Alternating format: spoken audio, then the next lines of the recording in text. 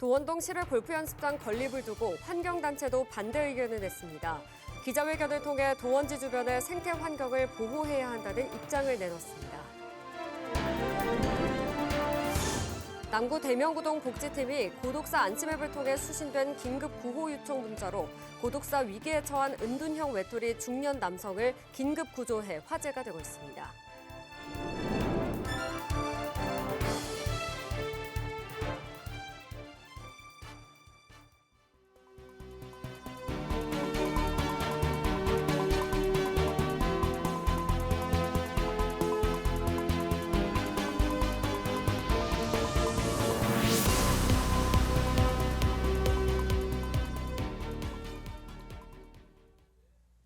시청자 여러분 안녕하십니까? BTV 대구 뉴스입니다. 첫 소식입니다.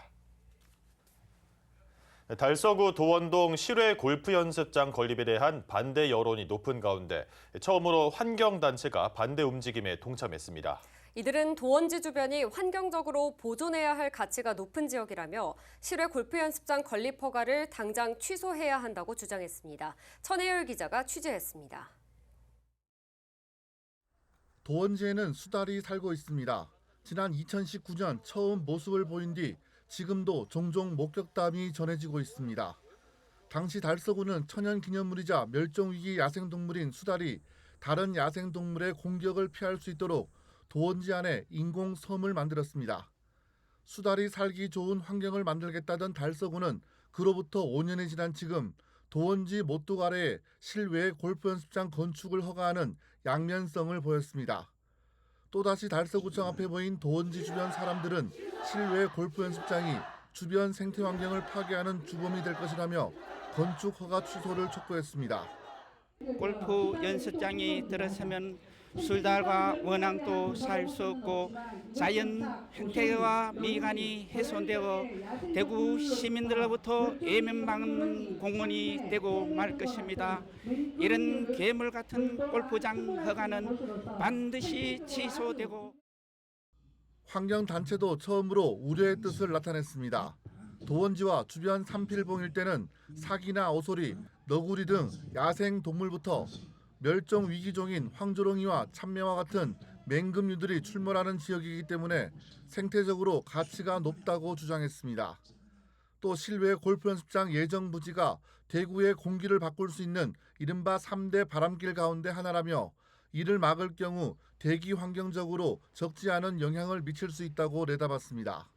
골프 연습장이 들어서면 생태계의 교란이 분명히 일어날 수밖에 없고 더 중요한 것은 골짜기 골바람이 불어오는 바람길입니다.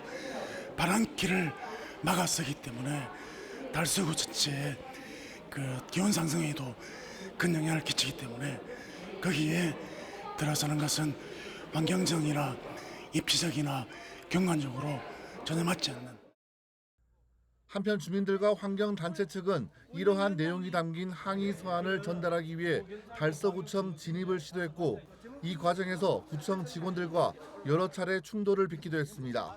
이태훈 달서구청장은 구청장 집무실 앞에서 연좌농성을 벌이던 주민과 환경단체 회원들을 뒤로하고 자리를 피해 사실상 항의 서한 수령을 거부한 것으로 알려졌습니다. BTV 뉴스 천혜열입니다. 지난 4월 남구 대명구동에서 처지를 비관해 유서를 남기고 집을 나간 50대를 고독사 안심앱을 통해 긴급 구조했던 일을 보도해드렸었는데요.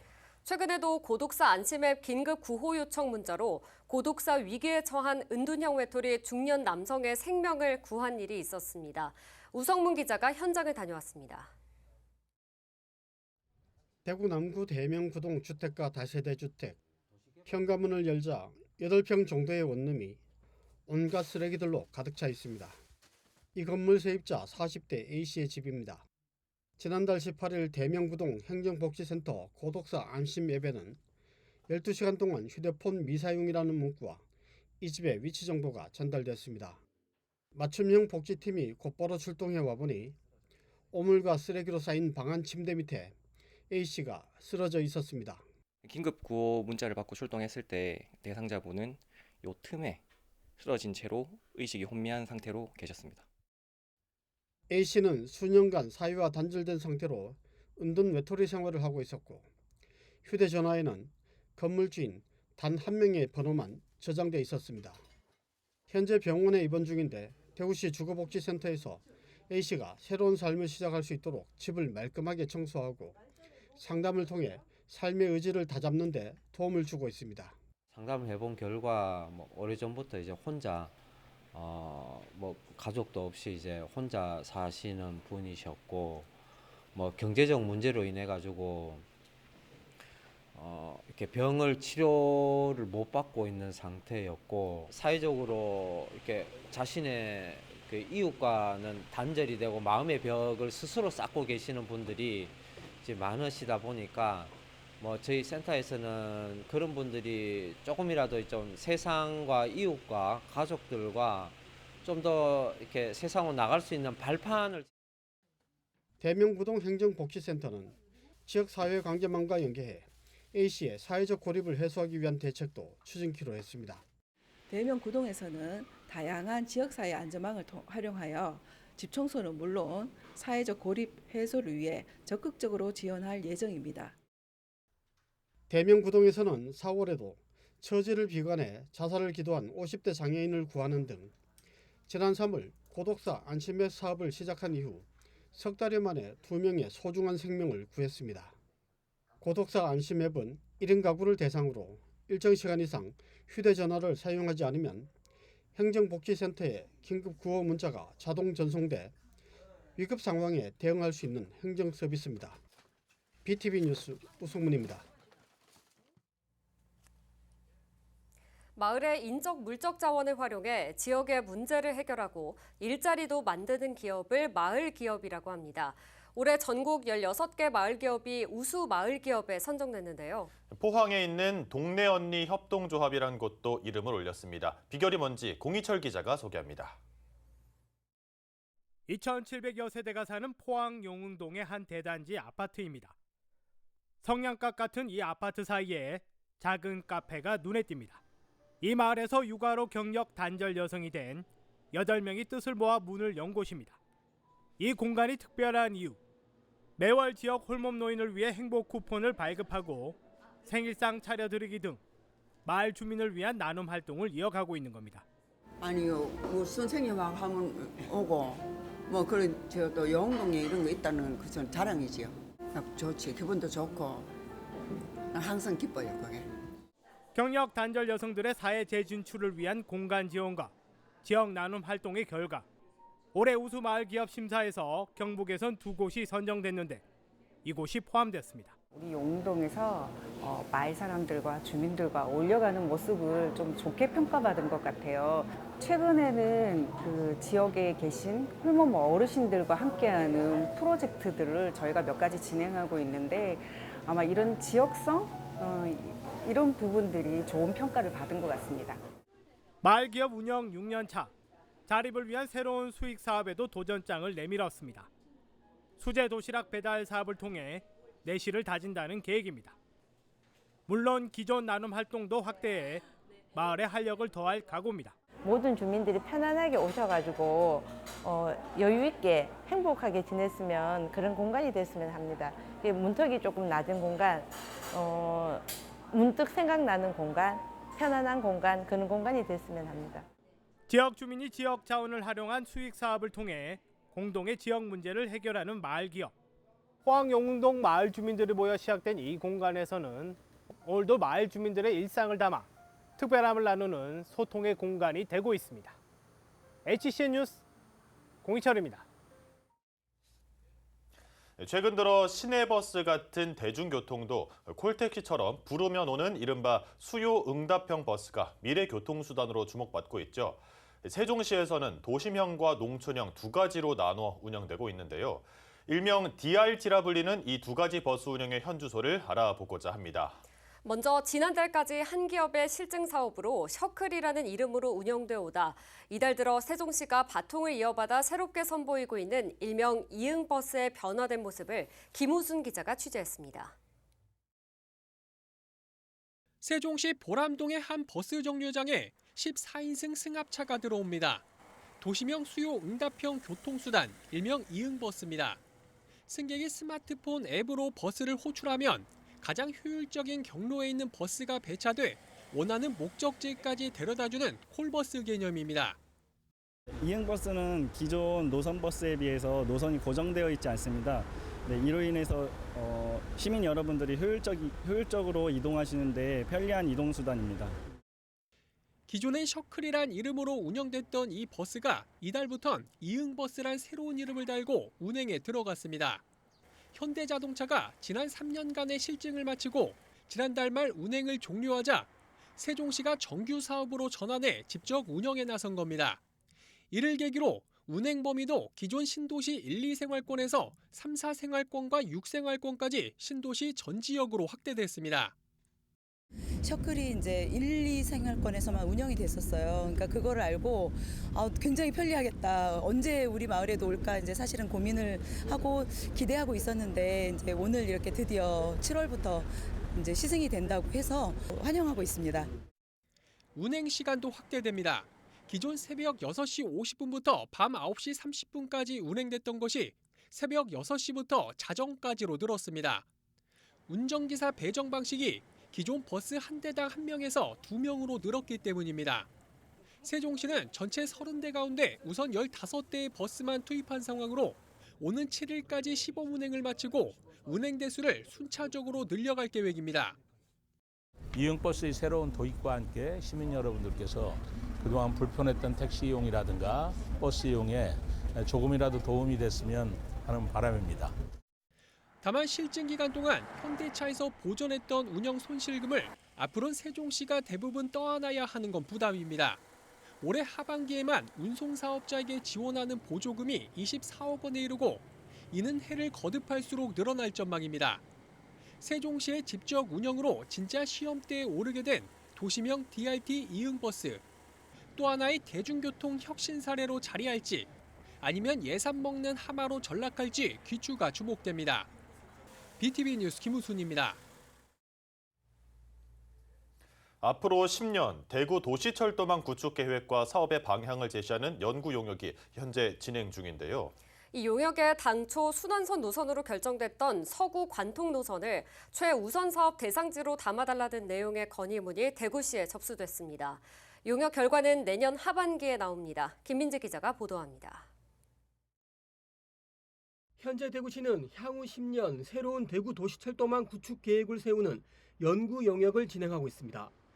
주요 노선은 수성구 수성동에서 달성군 가창면을 잇는 수성남부선과 혁신도시 연장선 그리고 대구 전체를 잇는 순환선이 주요 검토 대상 노선들입니다.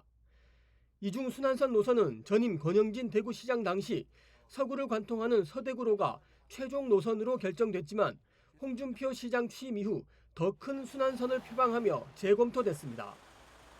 이에 따라 서구는 도시철도의 3개 노선에서 소외되어 있던 만큼 서구를 관통하는 순환선을 계속 요구해오고 있습니다. 이런 가운데 서구의회 이주환 의원은 검토 대상인 노선들 가운데 서대구역을 연결하고 서대구로를 경유하는 순환선 노선을 최우선으로 검토해달라는 내용의 건의문을 대구시에 제출했습니다. 대구시는 도시철도 교통망에서 소외된 서구 지역에 서대구역과 서대구를 경유하는 도시철도 교통망을 조속히 구축해 주시길 바라며 또 이 사업이 현재 용역 중인 결과에 최우선 사업이 될 수 있도록 적극 건의드립니다. 지역 정치권에서도 대구시에 원안대로 해줄 것을 요구하며 협의를 진행하고 있습니다. 그 서대구역에서 죽전내거리로 가는 그 노선은 비시 분석상에 투자 대비 수익이 발생하기 어려운 노선이 돼요. 그쪽 경유 노선은 기존 경유 노선을 채택을 해야 된다. 저는 그렇게 판단하고 대구시에 지금 주문을 하고 있는 겁니다.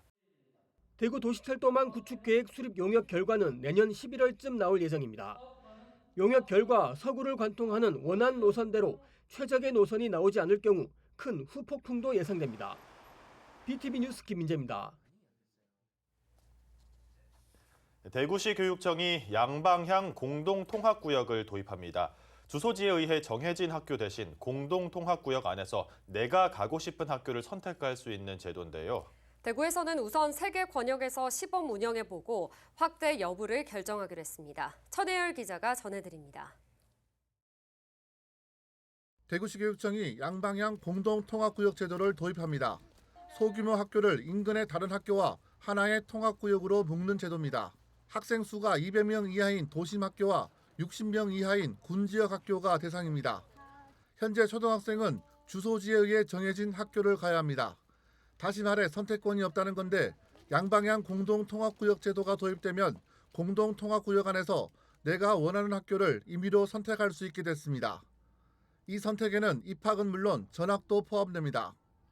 소규모 초등학교 군집 지역 내 인접한 초등학교 간 통합구역을 양방향으로 확대하여 학생 거주지 이전 없이 자녀 성향 등을 고려하여 학생, 학부모 등 교육 수요자가 학교를 선택하여 재학할 수 있도록 학교 선택의 기회를 제공하려는 취지입니다.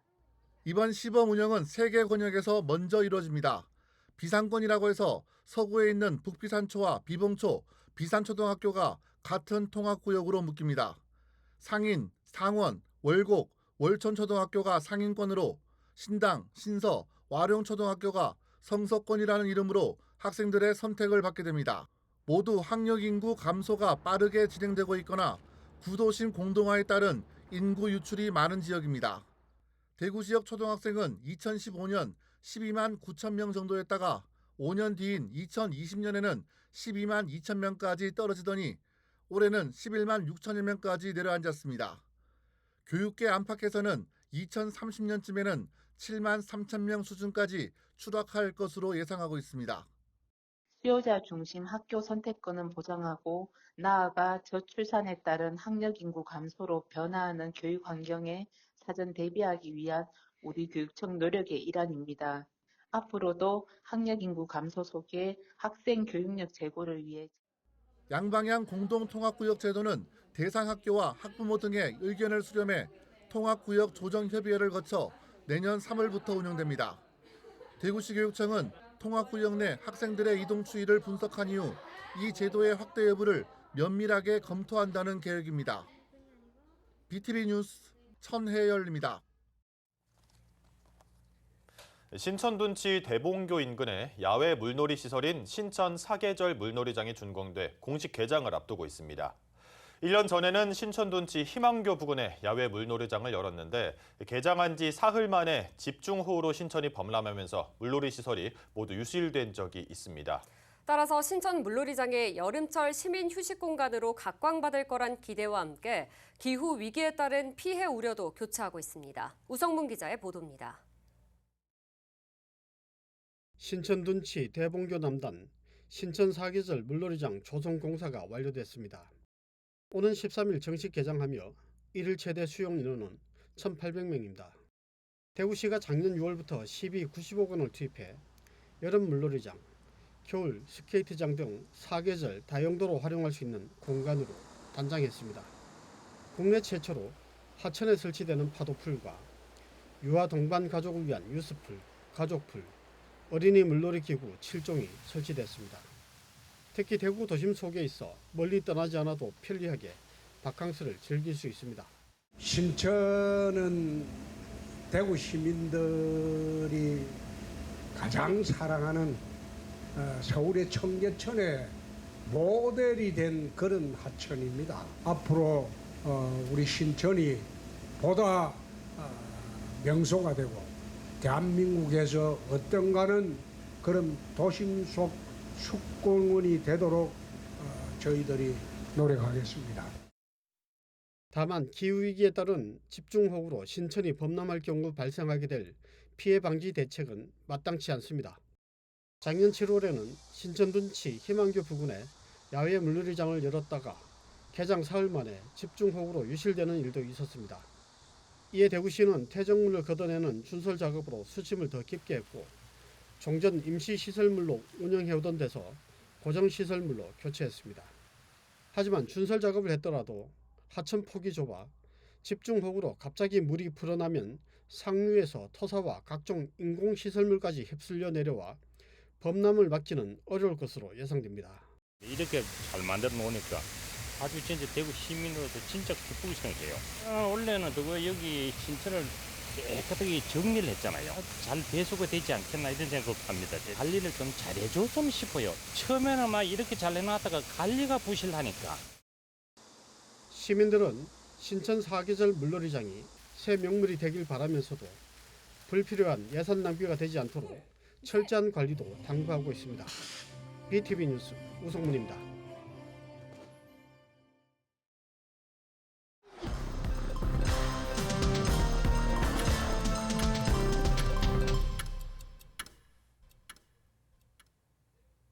대구에서 무더위와 함께 장마가 시작되면서 세균성 감염병이 크게 확산되고 있습니다.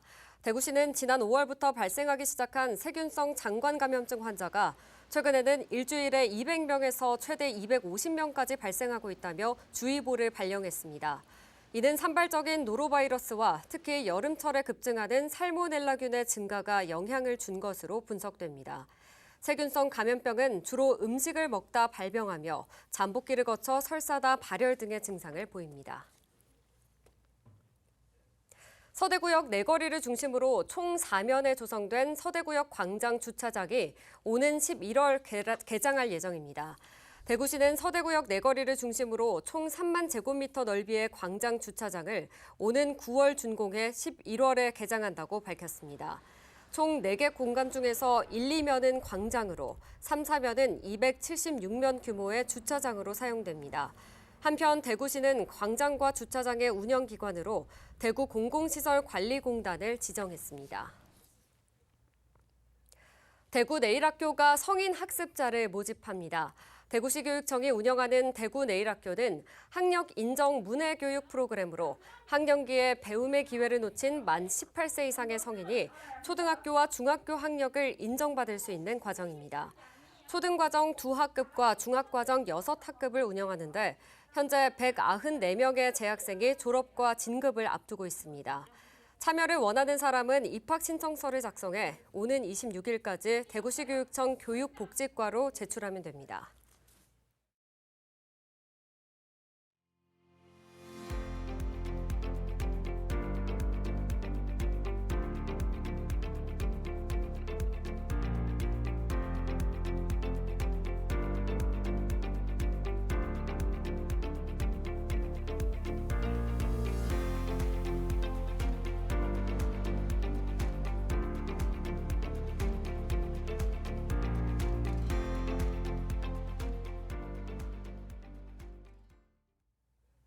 올 여름 장마와 폭염이 반복되는 날씨가 이어지고 있습니다. 대기가 불안정해서 기습폭우가 자주 내릴 것으로 전망되는데요. 특히 밤사이에 큰 비가 내릴 확률도 크다고 합니다. 침수 위험이 있는 지하차도나 강변은 접근을 피하시고 저지대 침수 피해에도 미리 대비하시기 바랍니다. 저희는 시청자에게 힘이 되는 뉴스로 다시 찾아뵙겠습니다. 함께해 주신 여러분 감사합니다.